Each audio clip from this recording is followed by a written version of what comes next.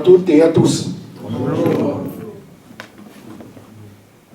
Que la paix du Seigneur soit avec vous. Amen. Je profite de cette occasion pour vous souhaiter à chacun et à chacune une bonne et heureuse année 2024. Amen. Soyez bénis dans le nom de Dieu. Le titre que je donnerai à mon message de ce matin, c'est que avec Jésus, un nouveau départ est possible. Je répète, avec Jésus-Christ, un nouveau départ est possible. Est-ce que vous le croyez? Amen. Alors, si vous le croyez, regardez votre frère, votre soeur qui est assis à côté de vous. Dites-lui, mon frère, ma soeur, avec Jésus-Christ, un nouveau départ est possible. Avec Jésus, un nouveau départ est possible.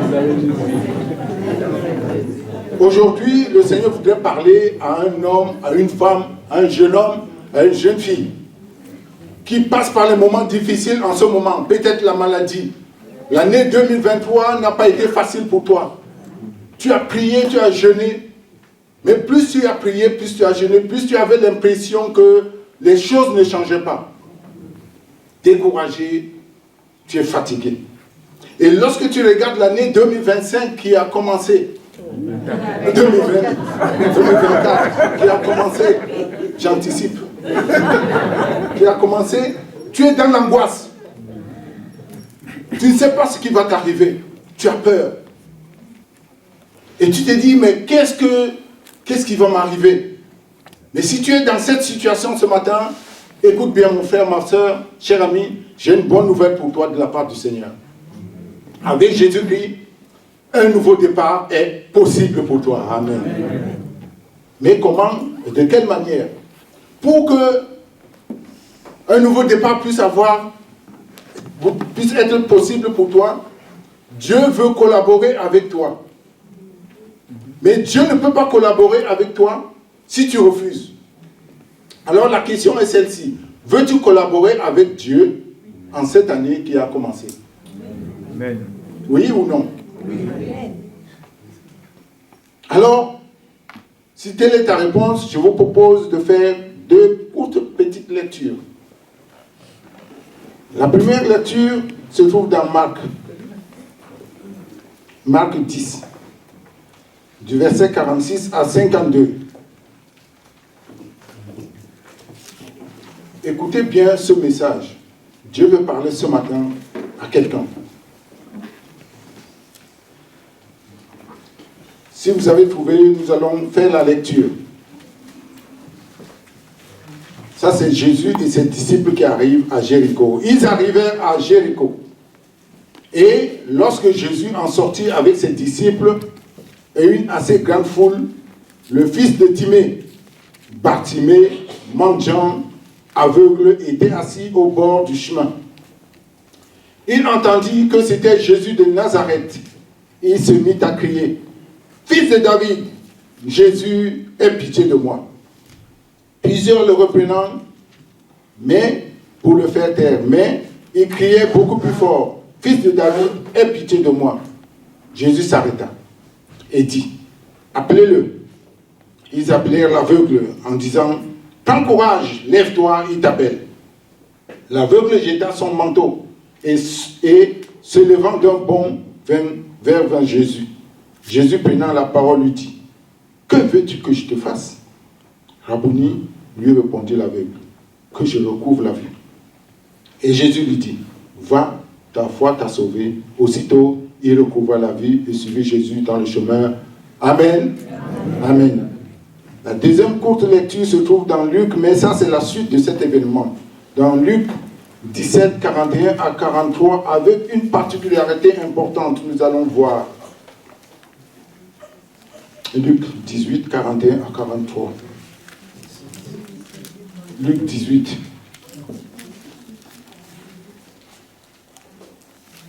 Voici ce que Jésus lui demande. « Que veux-tu que je te fasse ?» Il répondit, « Seigneur, que je recouvre la vue. » Et Jésus lui dit, « Recouvre la vue, ta foi t'a sauvé. » À l'instant, il recouvrit la vue et suivit Jésus en glorifiant Dieu. Alors là, la particularité, c'est que tout le peuple voyant cela, loua Dieu. Amen. Comme tout le peuple louait Dieu ce jour-là, nous aussi ce matin, nous voulons élever nos voix et louer Dieu pour les miracles qu'il va accomplir ce matin. Amen. Est-ce que nous pouvons acclamer le Seigneur? Parce que Dieu va accomplir les miracles ce matin. Nous prions. Seigneur, notre Dieu, notre Père, c'est au nom de Jésus-Christ que nous nous approchons devant toi. Devant cette parole que tu as mise dans mon cœur, Seigneur, je veux te prier, Père, pour que mon frère, ma soeur, jeune homme, jeune fille, cet ami qui est là ce matin puisse retrouver en toi le Dieu dont il a besoin. Que ton Saint-Esprit conduise ce moment, afin que cette parole puisse toucher un cœur. En sortant de ce lieu, cette personne ne soit plus comme elle est venue, mais qu'elle soit une nouvelle personne. Au nom puissant de Jésus-Christ, prends le contrôle de cette réunion, Saint-Esprit, et que seule ta gloire se manifeste au milieu de nous. Amen. Amen.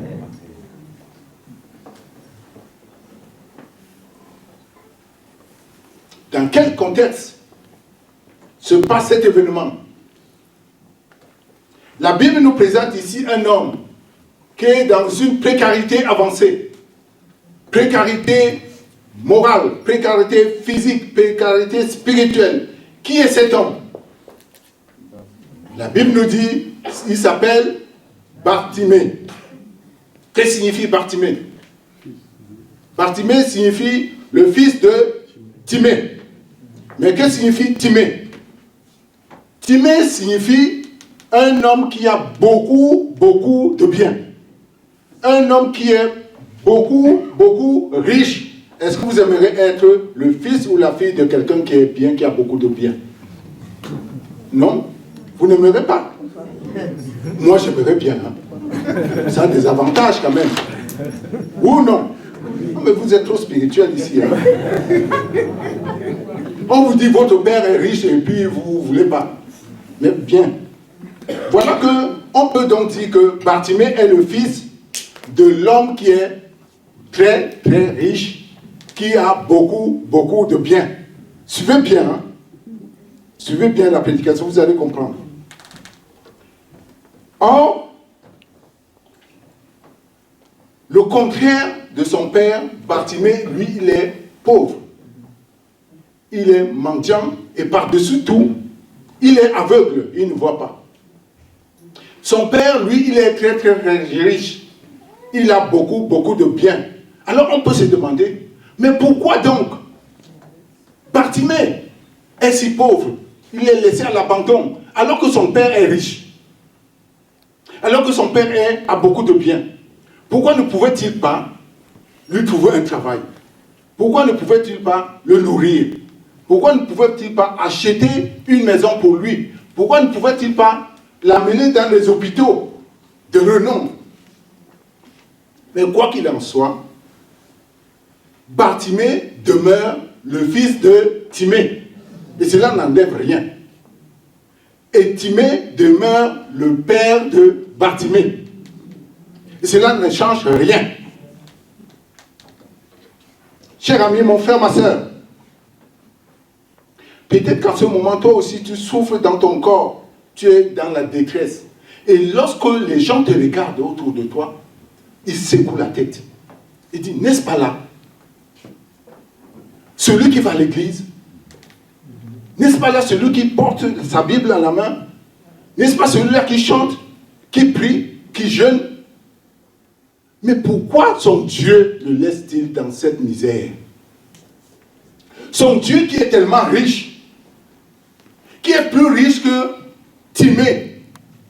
Pourquoi qu'est-ce qui se fait-il que cet homme-là, qui va à l'église, souffre autant? Et lorsque toi aussi, tu regardes ta vie, tu te dis, ah oui, Dieu m'a abandonné. Alors que mon Dieu est riche, pourquoi je suis dans cet état? Et le diable vient par-dessus tout se susurrer dans l'oreille et te dire, mais si tu es dans cette situation, c'est parce que Dieu ne t'aime pas. Parce que tu es une fille, un fils illégitime. Voilà pourquoi Dieu ne t'aime pas. Mais laisse-moi te dire, mon frère, n'écoute pas, c'est les mensonges. Oh, yeah. Dieu t'aime, alléluia. Amen. Tu as de la valeur à ses yeux. Amen. Et cela ne change rien du fait que tu souffres. Parce que la parole de Dieu nous a jamais dit que le jour où tu acceptes Jésus-Christ, alors tu ne seras jamais malade. Le jour où tu as accepté Jésus-Christ, tu n'auras jamais de problème. Mais la Bible me dit que oui, tu auras des problèmes. Mais dans tes problèmes, Dieu sera avec toi. Amen. Est-ce que vous le croyez? Amen. Beaucoup de chrétiens aujourd'hui... Le malheur attend souvent le jugement de l'Éternel l'en délivre. Alléluia. Beaucoup de chrétiens aujourd'hui s'arrêtent, abandonnent la foi, parce qu'on leur a dit que le jour où tu acceptes Jésus, alors le ciel est ouvert pour toi. Tout ira bien. Mais c'est faux. Ce n'est pas ce que la Bible nous dit. La Bible nous dit que tu vas souffrir. C'est vrai.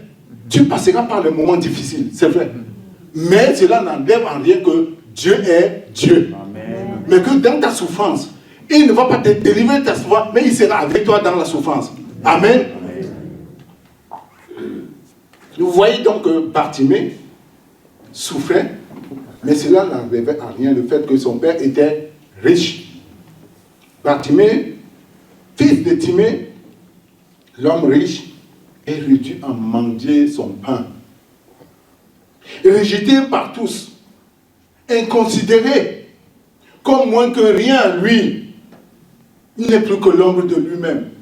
Vous savez, quand vous êtes dans cette situation de précarité, tout le monde vous fuit. Il n'y a plus personne quand vous travaillez. Les gens accourent à côté de vous. Quand vous avez de l'argent, tout le monde accourt. Quand vous avez le pouvoir, le courtisan arrive. Mais le jour où vous perdez tout, c'est tout le monde qui s'enfuit. Et peut-être que vous êtes dans cette situation ce matin. Vous avez perdu votre travail. Alors les amis, personne ne vous contacte au téléphone. Peut-être que votre mari est parti et vous a laissé. Peut-être que vos parents sont morts et vous vous retrouvez maintenant seul. Vous êtes dans la situation de Bartimée, tout le monde vous fuit. Quelle solitude, quelle misère. La solitude vous ronge. Peut-être que tu es là ce matin, dans cette situation, et tu souffres dans ton cœur, tu pleures, parce qu'il n'y a plus personne autour de toi. Tu es misérable, malheureux, triste, désespéré. Que faire donc face à une telle situation?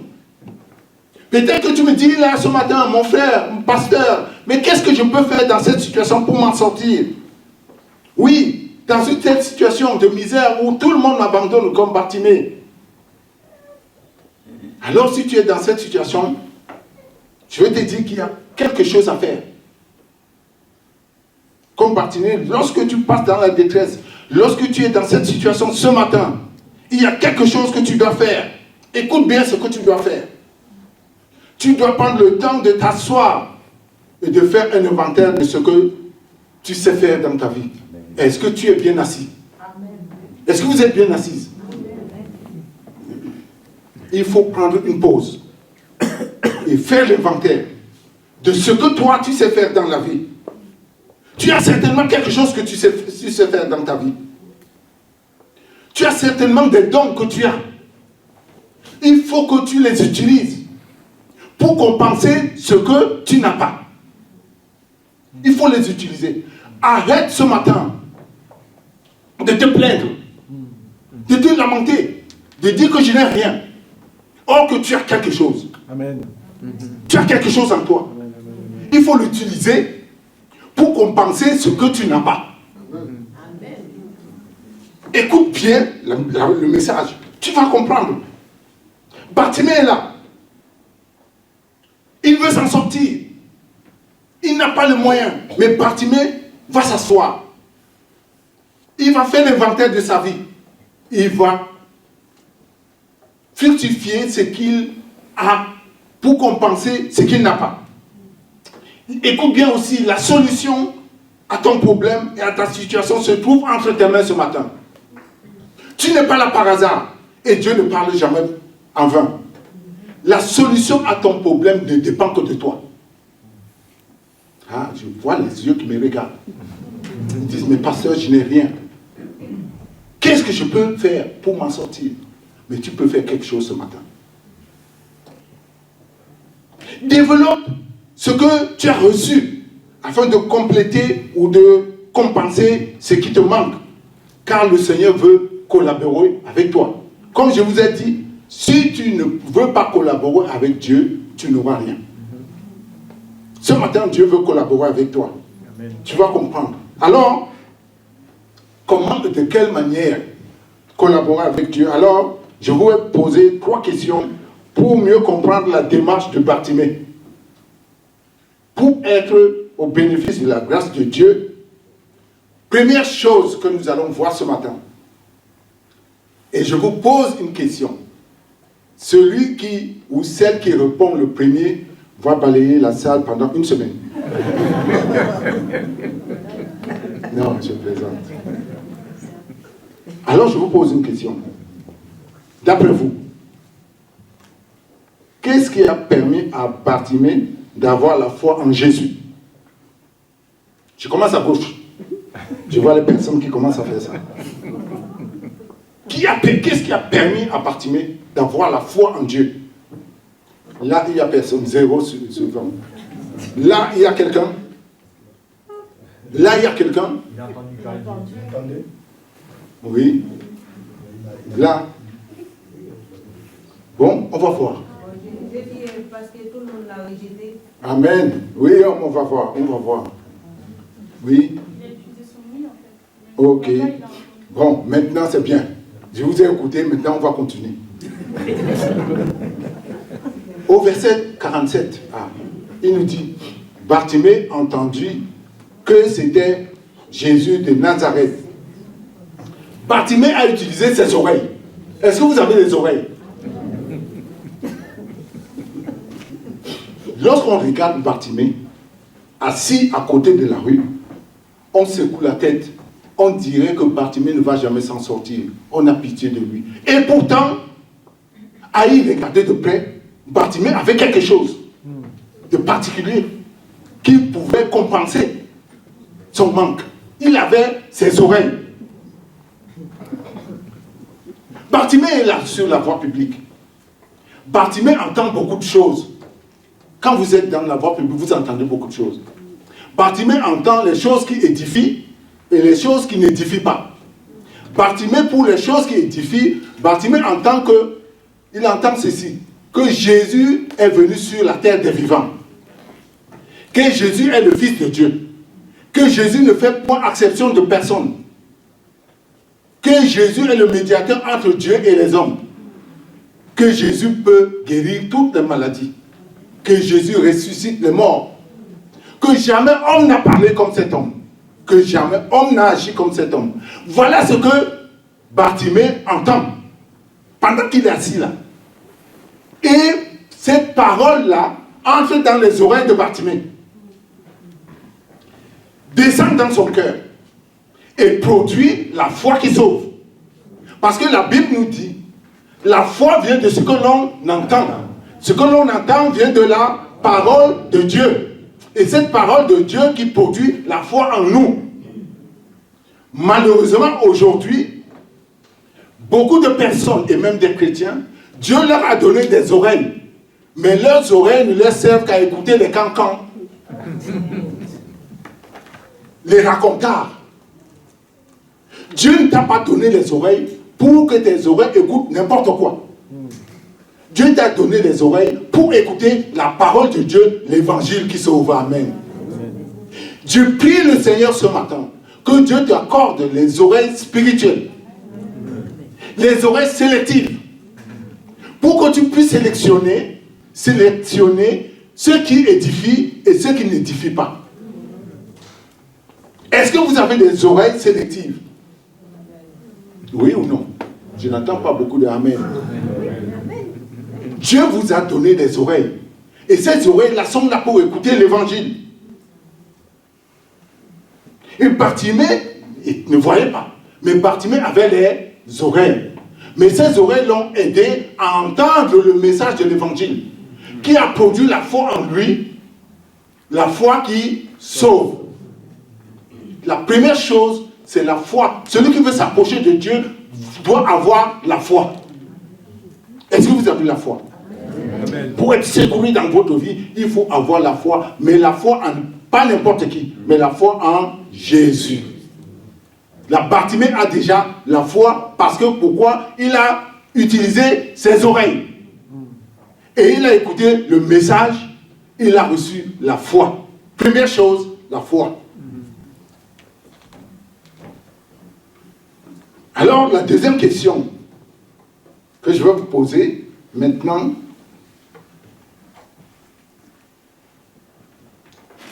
qu'est-ce qui a permis à Bartimée de toucher le cœur de Jésus au point qu'il s'arrête? Tout le monde est calme. Hein? Qu'est-ce qui a permis?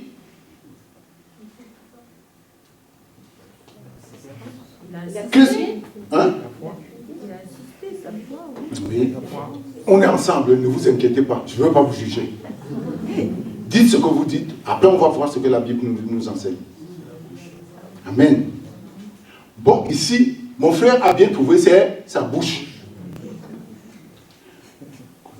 Au verset 47, 48, il est marqué, il se mit à crier, « Fils de David, Jésus, aie pitié de moi. » Plusieurs le reprenant pour le faire taire, mais il criait beaucoup plus fort, « Fils de David, aie pitié de moi. » Et Jésus s'arrêta. Lorsqu'on regarde Bartimée, il est là sur le bord de la route, on a pitié de Bartimée. On dirait que Bartimée ne pourra jamais s'en sortir. Et à regarder de près, Bartimée avait quelque chose qu'il pouvait utiliser pour compenser son manque. Bartimée ne voyait pas, mais il va utiliser sa bouche. Alors que la foi est déjà là. Bartimée sait que la foi seule ne suffit pas pour toucher le cœur de Dieu, de Jésus. Bartimée va crier pour la première fois. Bartimée a déjà la foi en Jésus. Mais il entend dire que Jésus est en train de passer. Bartimée va crier, « Jésus, fils de David, aie pitié de moi. » On me dit que les disciples, les gens vont essayer de lui dire, « Calme-toi, toi. Oh. » Mais Bartimée va crier pour la deuxième fois. C'est bien parfois d'avoir une voix qui porte. Hein? Ah oui ou non? Il y a des gens qui ont des voix qui portent ici. C'est bien, hein, parfois. Bartimée va crier. Bartimée, il tient. Hein?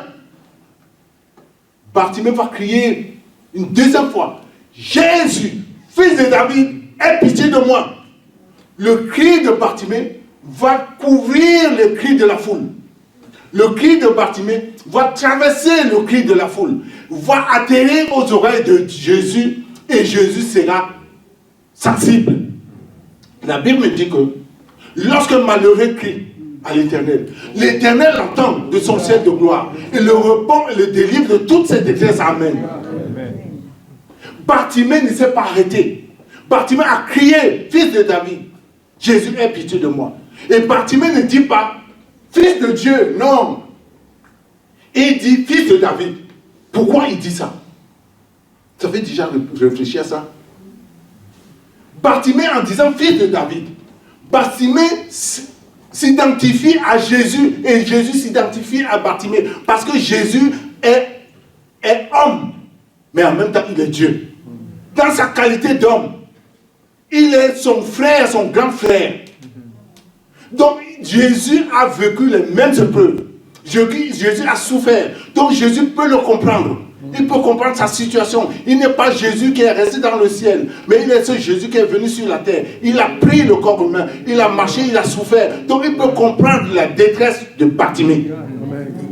Jésus, quand tu cries, Jésus, fils de David, c'est que tu t'identifies à Jésus. Tu comprends que tu t'adresses à ton frère, celui qui a souffert comme toi, celui qui te comprend dans ta misère. Il n'est pas un Dieu qui est resté insensible au ciel, mais il est un Dieu qui est descendu, qui te comprend et qui est capable d'agir. Amen. Jésus, fils de David. C'est très important. Bartimée est déterminé. Il va crier. Et Jésus va s'arrêter. Jamais quelqu'un ne peut crier sans que Jésus ne s'arrête. Mon frère, ma soeur, cher ami, jeune homme, jeune fille, je ne connais pas ta situation. Dieu t'a donné aussi une bouche. Tu peux toi aussi l'utiliser pour prier ce matin, pour crier à Jésus. Même si tu as prié, la réponse n'est pas venue. Même si tu as jeûné, la réponse n'est pas venue. Mais continue à crier. Bartimée ne s'est pas arrêté à la première fois. Beaucoup de chrétiens, lorsqu'ils prient, ils s'arrêtent une fois. Dès que Dieu n'a pas répondu, ils sont découragés. Mais Bartimée ne s'est pas découragé. Bartimée a crié à nouveau. Même si la promesse tarde, la Bible nous dit, persévère. Prie encore, et toujours, jusqu'à ce que le Seigneur s'arrête pour toi. Et Jésus, en ce lieu, il veut s'arrêter pour toi. Alléluia. Dis-lui, fils de David, viens à mon secours ce matin. Fils de David, viens me guérir ce matin. Fils de David, viens me transformer ce matin. Transforme mon cœur ce matin. Viens me sauver ce matin. Viens enlever la jalousie qui est là dans mon cœur. La médisance qui est là. Les inimitiés qui sont là ce matin. Viens enlever les souillures qui sont en moi, Seigneur, ce matin. Crie, crie et crie. Ce matin, veux-tu crier à Jésus? Je vous laisse une minute. Que chacun maintenant, dans le silence, crie à son Dieu.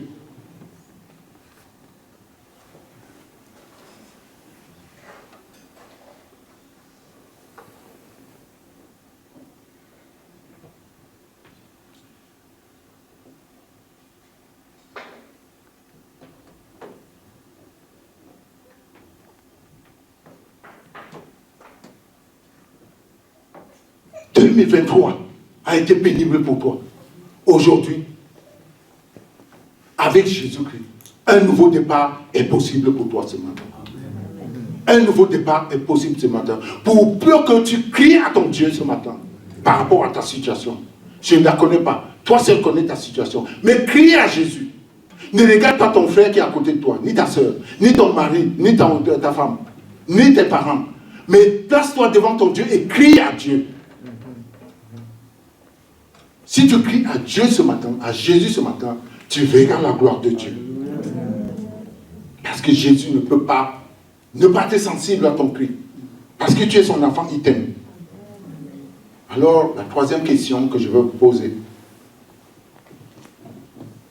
D'après vous, qu'est-ce qui a permis à Bartimée de pouvoir s'approcher de Jésus? Là, c'est facile. Hein? Si tu ne trouves pas, je te donne 0. Ah oui. Qu'est-ce qui a permis à Bartimée de pouvoir s'approcher de Jésus? Et là, c'est pas la tête. Hein? C'est pied. La Bible nous dit au verset 50, l'aveugle jeta son manteau et se levant d'un bond, vient vers Jésus. Lorsqu'on regarde Bartimée, il est assis là, on a pitié de Bartimée. On dirait que Bartimée ne va jamais s'en sortir. Mais à y regarder de près, Bartimée avait quelque chose d'important. Il avait les pieds pour compenser le fait qu'il ne voyait pas. Bartimée a utilisé quoi?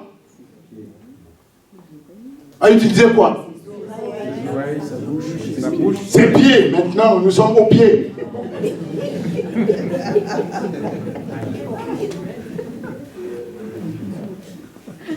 Il va utiliser le pied. Jésus dit à Bartimée, il dit, appelez-le. Jésus ne dit pas, amenez-le. Vous voyez la nuance, hein? Quand Jésus allait dire, si Jésus disait, amenez-le, cela suppose que on puisse le tenir à la main pour l'amener. Ou alors, on le porte. Mais il va dire, appelez-le. On dit, hé toi, on t'appelle. Est-ce que c'est moi qui vais venir te chercher? Ah non, c'est toi qui dois venir. Pourquoi Jésus dit-il, appelez-le? Jésus ignorait que Bartimée était aveugle. Jésus savait que Bartimée était aveugle. Mais il dit, espère, chaque mot que Jésus prononce, il y a toujours une conséquence derrière. Jésus voulait que Bartimée prenne sa responsabilité.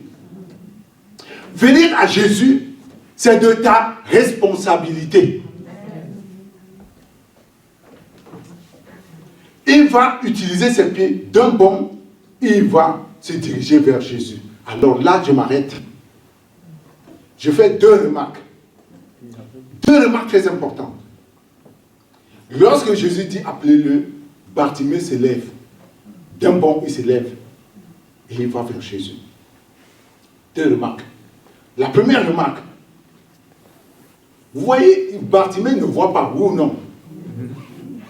Bartimée ne voit pas Jésus. Mais Bartimée sait seulement une chose, c'est que Jésus l'appelle. À cause de sa cécité, à cause du fait qu'il ne voit pas, Bartimée avait toutes les raisons pour ne pas se lever. Bartimée, en se levant, il pourrait se faire mal parce qu'il ne voit pas. Il pourrait tomber. Il pouvait dire, Seigneur, mais pourquoi tu m'appelles? Je ne peux pas venir. Si je me lève, je vais me faire du mal. Je ne sais même pas où tu te trouves. Il aurait peut-être eu raison, mais il n'aurait jamais eu la réponse à son besoin. Fermez un peu les yeux là où je suis là. Vous me dites, venez. Si je ne vois pas, je vais faire comme ça, je vais tomber, je vais me faire mal, non? Donc vous pouvez me dire, moi je peux vous dire, vous me dites de venir, mais je ne sais pas. Si je tombe, je vais dire, venez me chercher. Bartimée avait des raisons, avait sa raison. Il aurait eu raison. Et toi, cher ami, mon frère, ma soeur, depuis plus de 2000 ans que l'évangile de Jésus-Christ est annoncé, chaque jour, tu trouves toujours des prétextes pour refuser de venir à Jésus. Tu trouves toujours des prétextes pour ne pas faire la volonté de Dieu. Tu te dis, pasteur, je suis encore jeune, mais j'attends lorsque je serai un peu vieux, alors je vais m'occuper des affaires de Dieu. Tu dis, pasteur, j'ai beaucoup de travail, je ne peux pas venir à l'église. Mais lorsque je serai à la retraite, alors je vais m'occuper des affaires de Dieu. Tu dis, pasteur, je suis encore jeune, j'attends de me marier. Lorsque j'aurai ma femme, lorsque j'aurai mon mari, alors je vais m'occuper des affaires de Dieu. Parce que tu travailles beaucoup, tu dis, lorsque je serai à la retraite, je vais m'occuper des affaires. Tu trouves toujours les circonstances atténuantes pour ne pas venir à Jésus. Qu'est-ce qui t'empêche de venir à Jésus?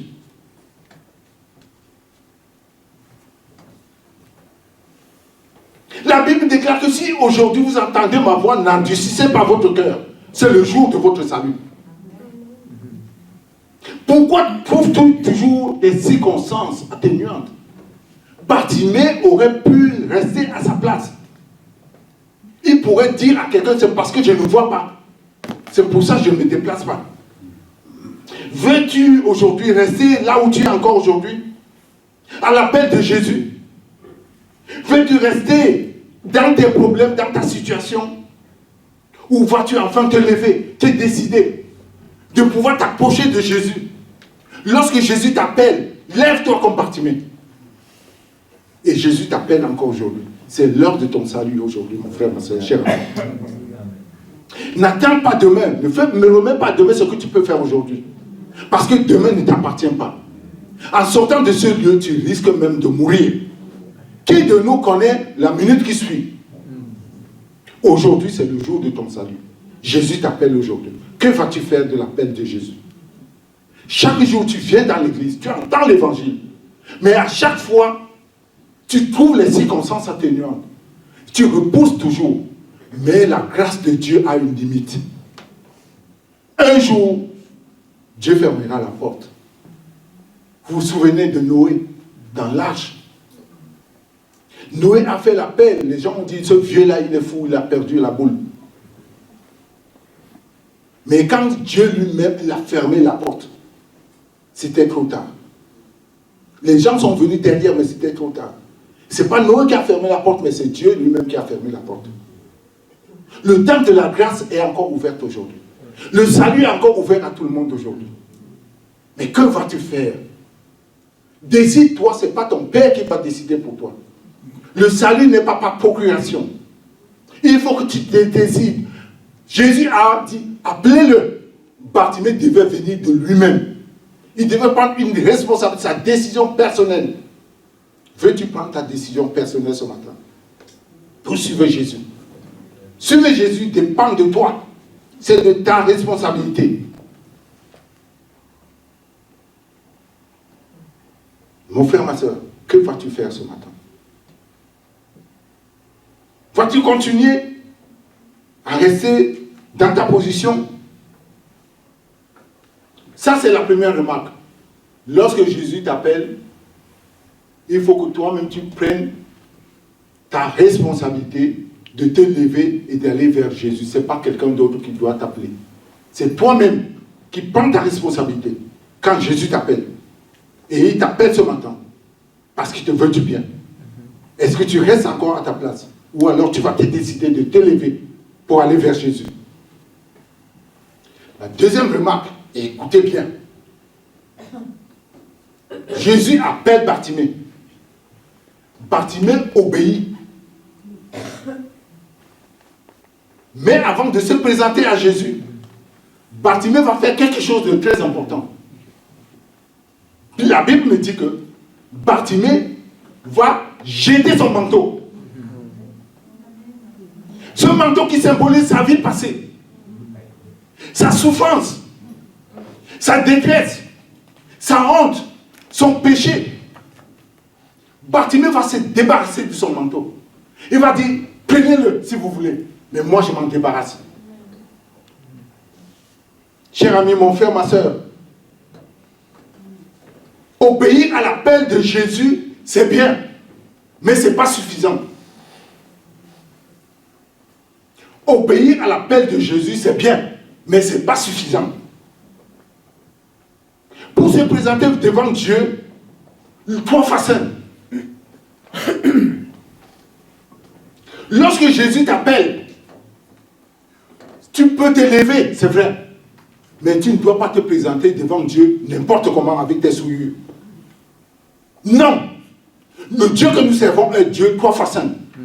Et les Israélites l'avaient bien compris. Dans l'Ancien Testament, les Israélites ne pouvaient pas venir devant Dieu n'importe comment. Ils devaient garder une distance respectueuse entre eux et Dieu. C'est ainsi que le souverain sacrificateur rentrait une fois dans l'an, dans le lieu très saint. Avant de rentrer dans le lieu très saint, il prenait des précautions. Il devait s'habiller et sur le lobe de son vêtement, il y avait là des clochettes. Et on devait lui mettre sur le pied une corde. Il devait rentrer dans le lieu très saint. Là pour expier pour ses péchés et le péché du peuple. Et lorsque les peuples qui restaient dans le parvis écoutaient, ils entendaient cling, cling, cling, cling, cling. Mais au moment, si jamais ils n'entendaient plus les clochettes, ça voulait dire que Dieu l'a frappé. Et personne n'avait le droit de rentrer dans le lieu très saint. On devait donc le tirer pour le faire sortir. Vous voyez combien les Israélites avaient le respect pour leur Dieu. Aujourd'hui, malheureusement, les chrétiens, beaucoup de chrétiens ont accepté l'appel de Jésus. Jésus les a appelés. Et ils ont accepté de rentrer dans les eaux du baptême. Mais malheureusement, ils ont continué à garder sur eux le manteau de la honte. Et ils viennent prêcher la parole de Dieu avec le manteau de la honte. Ils jouent la musique avec le manteau de la honte. Ils prennent la Sainte Seine avec le manteau de la honte. Et ils ne se sont jamais dépouillés de ce manteau. Et ils ont gardé le manteau de leur tradition, de leur coutume, de leur mauvais cœur, de leur haine, au lieu de se débarrasser de leur vieil homme qui les empêche de venir devant Dieu. Et Bartimée, lui, il se dépouille de son vieux manteau pour se tourner vers Jésus, afin que Jésus puisse le couvrir d'un manteau de justice. Si tu te dépouilles de ton vieil homme et tu t'approches de Jésus, alors lui, il va te revêtir du manteau de sa justice. Amen. Amen. Parce que Jésus veut te revêtir désormais de son manteau de justice. T'es-tu dépouillé de ton vieux manteau? Le jour où tu es venu à Jésus, aujourd'hui, est-ce que tu gardes encore sur toi ton vieux manteau? Ici, il est question de la repentance, de la sanctification sans laquelle nul ne verra Dieu. Lorsque nous acceptons Jésus, il y a là, Dieu t'accorde la sanctification, le début de la sanctification. Mais au fur et à mesure, il y a la sanctification progressive. Et la sanctification totale ne sera lorsque tu vas mourir ou alors lorsque nous serons enlevés. Il y a 3 degrés de sanctification. La sanctification totale, on ne l'a pas encore aujourd'hui. C'est seulement lorsque nous serons avec Dieu. Mais c'est la sanctification progressive. Chaque jour, tu dois lutter, tu dois te sanctifier. Parce que sans la sanctification, nul ne verra Dieu. Pourquoi gardes-tu ce manteau dans ton cœur ce matin? Dans ton dos ce matin? Jette ce manteau. Il ne te sert plus à rien. Ton vieil homme, crucifie ton vieil homme. Laisse-le. Mais avance. Avance avec Jésus-Christ. Un nouveau départ est possible. Lui, il peut t'accorder ce pouvoir. Cette possibilité d'avancer. Maintenant que Bartimée se présente devant Jésus, Jésus peut donc lui dire quelque chose. Vous savez, Jésus ne pouvait pas encore demander, poser la question à Bartimée sans que Bartimée ne se soit débarrassé de son manteau d'injustice. Beaucoup viennent à Jésus, prient et ne retiennent pas. Vous savez pourquoi? Parce qu'ils ont toujours gardé leur manteau de péché. Lorsque tu te présentes devant Dieu, en te débarrassant de ton manteau de souillure, lorsque tu présentes ton besoin à Jésus, en te dépouillant de ton manteau de souillure, de ton péché, alors Jésus va te poser une question. Mais avant, Jésus ne te posera pas cette question. Jésus va maintenant poser la question à Bartimée. Il va dire à Bartimée, que veux-tu que je te fasse? Que veux-tu que je fasse? Vous savez, lorsqu'on regarde Bartimée, on croirait que Bartimée est fou, ou il ne comprend rien. Mais Bartimée est très sage. Bartimée est très sage. Regardez bien ce qu'il va faire. Jésus est en train de passer, Jésus ne passe plus 2 fois. Là, hein, quand il était sur la terre, Jésus ne pouvait pas se présenter dans un lieu, il ne pouvait pas se présenter ici à Morsan et à Paris en même temps. Parce qu'il était homme, il était limité. Vous comprenez, hein? Mais aujourd'hui, qu'il est glorifié, il est partout. Donc Jésus était de passage. Aujourd'hui, Jésus est de passage en ce lieu, spirituellement. Et Jésus pose la question à Bartimée. Que veux-tu que je fasse? Bartimée commence à... Et il faut que Bartimée réponde aussitôt. Hein. Bartimée n'a pas le temps de réfléchir. Non. Quand on te pose la question, il faut répondre vite. Bartimée commence à réfléchir. Il dit, je suis aveugle.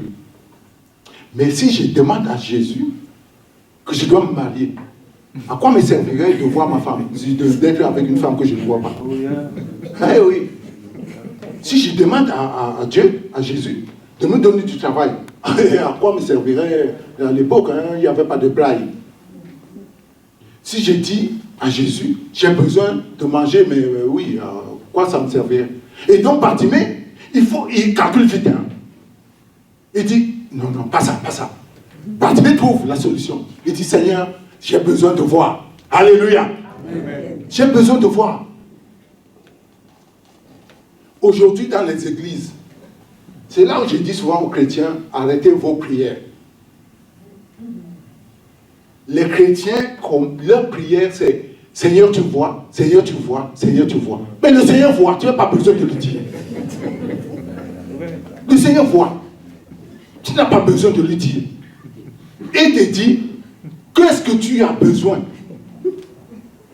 Les chrétiens, au lieu de dire j'ai besoin de bonbons, ils commencent à faire d'abord le tour de Paris pour arriver à Morsan.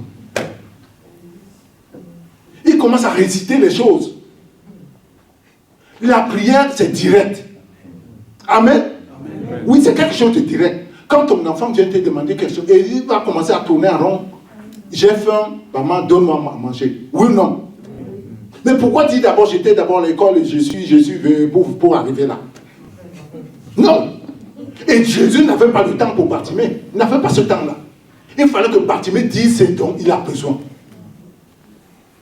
Bartimée va dire, Seigneur, il faut que je recouvre la vue. Et toi ce matin, Jésus te pose aussi cette question. Que veux-tu que je fasse pour toi? Aujourd'hui, Jésus est en train de passer en ce lieu. Saisis l'occasion comme Bartimée.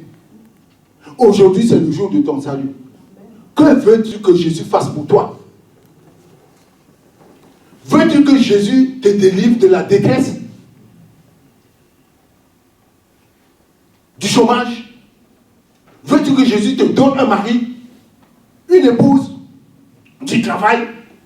Veux-tu que Jésus te donne à changer de vie? Que Jésus te régénère, te restaure dans ton cœur? Que veux-tu que Jésus fasse pour toi aujourd'hui?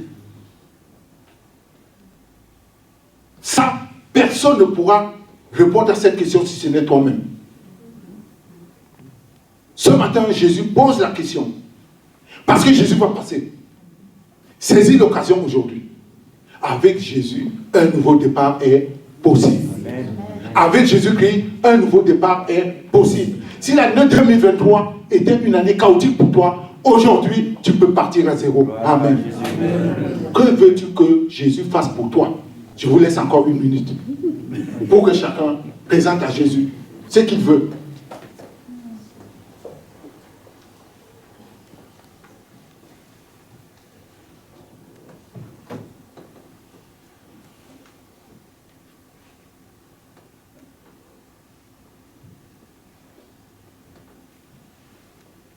Alléluia. Bartimée demande à Jésus qu'il ouvre ses yeux. Et nous aussi ce matin, nous voulons demander à Jésus de nous ouvrir les yeux spirituels. Pour que nous puissions voir la grandeur, la magnificence de Dieu. Pour que nous puissions voir ce que Dieu a prévu pour vous en cette année 2024. Parce que tu es comme Bartimée, tu es aveugle spirituel. Et lorsqu'on est aveugle, on t'attend. On ne sait pas ce qui arrive. Mais lorsque Dieu t'ouvre les yeux spirituels, alors tu peux dire, oui, maintenant je vois. Mes oreilles avaient entendu parler de toi, mais maintenant, mes yeux te voient. Amen. Veux-tu voir la gloire de Dieu ce matin dans ta vie? Amen. Voulons-nous voir la gloire de Dieu aujourd'hui dans notre église? Amen. Voulons-nous voir cette église remplie? Amen. Voulons-nous voir le Seigneur baptisé du Saint-Esprit? Amen. Voulons-nous voir les hommes et les femmes se détourner de leurs péchés? Amen. Ce matin, si nous demandons à Jésus d'ouvrir nos yeux spirituels, il va ouvrir nos yeux spirituels. Alors nous allons prier, oh Seigneur, merci pour ta gloire. Amen. Oui. Seigneur, fais grâce ce matin. Pour que Jésus puisse aussi t'honorer, honorer ta foi ce matin, comme Bartimée, 4 choses sont nécessaires. Que tu places ta foi en Jésus, en écoutant la parole de Dieu. La foi vient dans ton cœur. La foi qui sauve. Dans ta détresse, Jésus veut ce matin que tu puisses crier à Jésus. Que tu puisses crier pour lui. Solliciter sa miséricorde dans ta vie. Parce que tu es dans la misère. Mais il veut te retirer de ta misère. Accepter Jésus comme son sauveur personnel. Entrer dans un processus de sanctification sans laquelle nul ne verra Dieu. Alors, lorsque tu te présentes devant ton Dieu, alors il va te poser la question. Il faut que toi aussi, tu donnes la question qui correspond. Ce matin, Jésus te dit, en cette nouvelle année, avec Jésus, un nouveau départ est possible. Avec Jésus-Christ, un nouveau départ est possible. Est-ce qu'on peut le répéter? Avec Jésus-Christ, un nouveau départ est possible. Bartimée était là des années et des années, la Bible ne dit pas combien de temps, mais il était là, il souffrait. Mais c'est parce que Jésus passait en ce moment-là. Alors Bartimée a saisi l'occasion. Et avec Jésus, il a eu un nouveau départ. Et la Bible me dit que Bartimée va sur Jésus. Alléluia. Beaucoup de chrétiens aujourd'hui, beaucoup de personnes lorsque Dieu agit. Il dit merci et il tourne le dos. Mon frère, ma soeur, cher ami, si le Seigneur te fait miséricorde, te fait grâce, il te donne ce dont tu as besoin, c'est pour glorifier le Seigneur. Ce n'est pas pour te glorifier. Dieu ne donne jamais ses bénédictions, Dieu n'accorde jamais ses bénédictions pour rien, en vain. C'est pour que tu puisses aller avec lui. Bartimée poursuit sa route avec Jésus. Il y a des chrétiens, lorsque Dieu leur accorde quelque chose, alors ils oublient. Mais la Bible me dit, à quoi servirait-il à un homme ou à une femme de gagner le monde entier s'il perdait son âme? À quoi servirait-il? Que Dieu t'ouvre les yeux, que Dieu t'ouvre les yeux. Que Dieu te donne un mari, un travail, une maison, des voitures, la richesse de ce monde. Si tu perdais ton âme, à quoi servira-t-il? Ça ne servira à rien. Si Jésus aujourd'hui te dit avec Jésus, un nouveau départ est possible, c'est pour que tu puisses maintenant t'engager avec lui jusque dans l'éternité. Amen. C'est pas pour que tu peux te réjouir sur ce monde, parce que ce monde, tout cela va passer un jour. Tout cela va passer. Mais où iras-tu lorsque tu fermeras tes yeux physiques? Si Dieu te dit avec Jésus un nouveau départ est possible, c'est parce que Jésus veut t'ouvrir les yeux pour que tu vois là où lui il est, là où il veut que tu sois. Il y a une chanson qu'on dit souvent, je sais qu'un jour mes yeux verront Jésus. Je sais qu'un jour mes yeux verront Jésus. Si je marche jusqu'au bout, par la foi et malgré tout, je sais qu'un jour mes yeux verront Jésus. C'est là notre objectif. C'est là ton objectif. Que tes demandes soient des demandes qui glorifient Dieu, qui édifient, non pas les demandes sur cette terre. Parce que tout ce que nous avons, nous allons le laisser, mon frère, ma soeur. Mais où passeras-tu ton éternité? Jésus t'appelle ce matin et te dit, lève-toi, avance, parce que j'ai des prévisions pour toi. Je m'en vais vous préparer une place là-haut. Lorsque je m'en serai allé, je reviendrai vous chercher. Nous coupons le fond.